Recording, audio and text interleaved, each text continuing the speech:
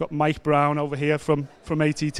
Let's grab Mike. And Mike, you said it on the breakdown show we recorded prior to this event, but it's an emotional one for you guys, isn't it? For you personally? Yeah, of course. It's been a long journey with Brad, and yeah, it's been a great ride, and it'll be fun, man, to see him perform this last time. Has this been, is this obviously best man at Brad's wedding and everything else? Has this been something that Brad's been working towards for some time? Is it always going to end in London? Was this always going to be his finale, do you think? Yeah, that's what he always dreamed of. He always wanted to do a final fight, always wanted to do it in London. He's really proud of where he's from, and he loves this town, and this was his dream fight, and he's doing it. I'm really happy for him. And throughout most fighters' fight camps, they come out with the cliche. It's been a lot of blood, sweat and tears, but has this been a bit more tears than usual in this camp? One last time for Brad? So far he's held it together fine, but we'll see on Saturday night. I'm sure he'll shed a few, but he's been strong up until this point. He was at the media day with his dog Bonnie. Obviously a little bit of protection, a little bit of comfort for him. He must be feeling the emotion. Your job, of course, is keep him switched on, keep his mind on it. Anything in your mind that you're going to use backstage prior to actually walking out there, that you're going to keep his feet on the ground and stop him getting from maybe too carried away, too emotional with the moment? That's true. Yeah, we don't want him too emotional, but I think he's in a good spot. I mean, I think that the outcome doesn't really matter too much about his future. So I think he's going to be as relaxed as he's ever been, and I think he's going to fight a brilliant fight.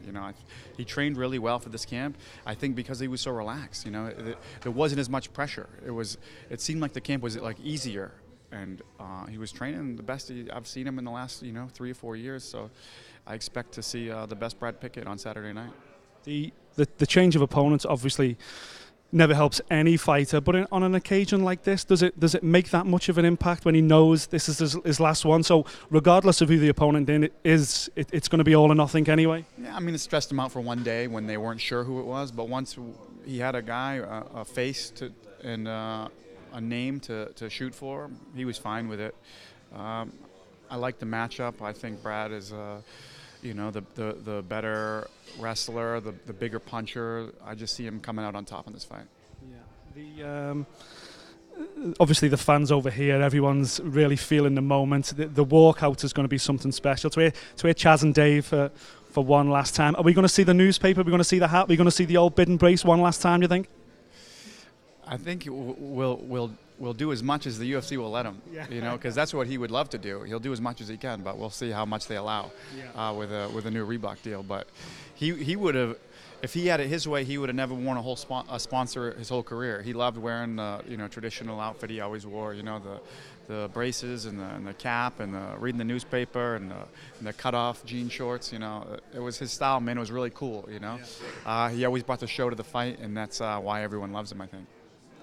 Mike, thanks very much for your time, and good luck for Saturday night.